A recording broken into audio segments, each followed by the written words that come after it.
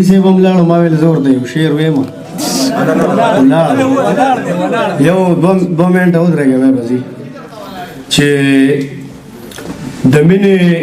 په درسونو خلک پوهه دي خو چپ دي د مینې په درسونو خلک پوهه دي خو چپ دي والله په کتابونو خلک پوهه دي خو چپ دي بیکاره دي مولا بیکاره دي کار نه کوي مولا چې خفه نشي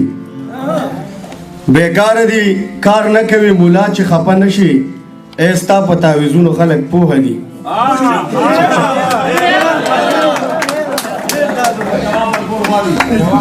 بیکار دی کار نه کوي مولا چې خفه نشي ای ستا په تعویذونو خلک پوهه دي خو چپ دي ستا زور او په ظلمونو ستمونو دی وطن کې ستا زور او په ظلمونو ستمونو دی وطن کې بادار په لکونو خلک پوهه دي خو چپ دي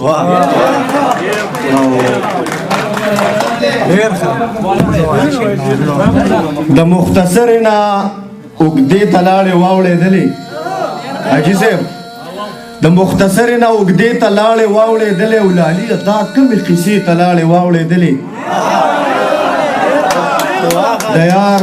د سترګو اننګو او تش د شونډو صفت د یار د سترګو اننګو تش د شونډو صفت شیخه بس چپ شه نور کچې ته لاړې واوړېدې شادي دې نه کوي جرګې پورې دې صبر وکړي صبر یې ونه کړو لاړو شادي دې نه کوي جرګې پورې دې صبر وکړي زما به شي خو څه مودې پورې دې صبر وکړي سره د سوده دغه خان نه به خپل قرض ورکو خو دومره ده چې د غرمې پورې دې صبر وکړي سره د سوده دغه خان له به خپل قرض ورکو خو دومره ده چې د غرمې پورې دې صبر وکړي او هغه د بل دي شي د بل ډولۍ کې کینې دي خو هغه د بل دي شي د بل ډولۍ کې کینې دي خو لږ شان زما د جنازې پورې دې صبر وکړي چې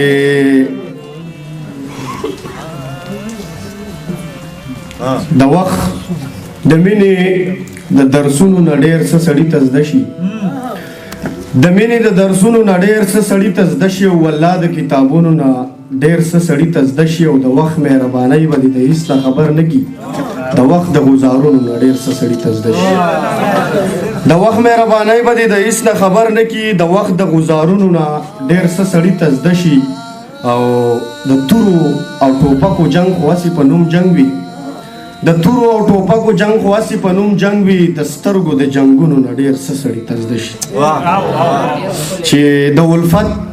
اسانه لاره شوه نو ته خلاف شوې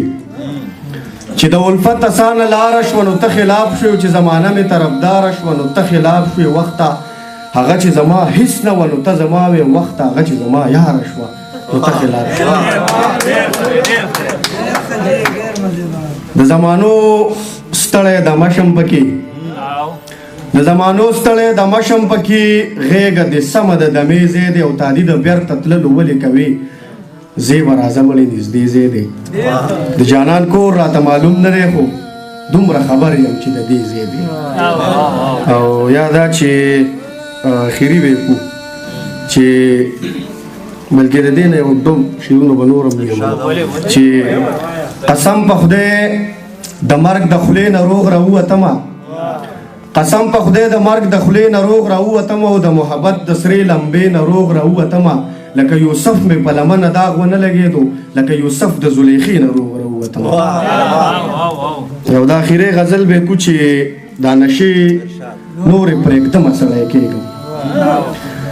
دا نشې نورې پرېږدمه سړی کېږم بس مزې نورې پرېږدمه سړی کېږم خلاصېدل خو هسې هم له غمه نشته شوګیرې نورې پرېږدمه سړی کېږم چېرته نور په جوماتونو کې مې ګورئ مې کدې نورې پرېږدمه سړی کېږم ته زما یې او زه ستا غازي نادانه ته زما یې او زه ستا غازي نادانه اندېښنې نورې پرېږدمه سړی کېږم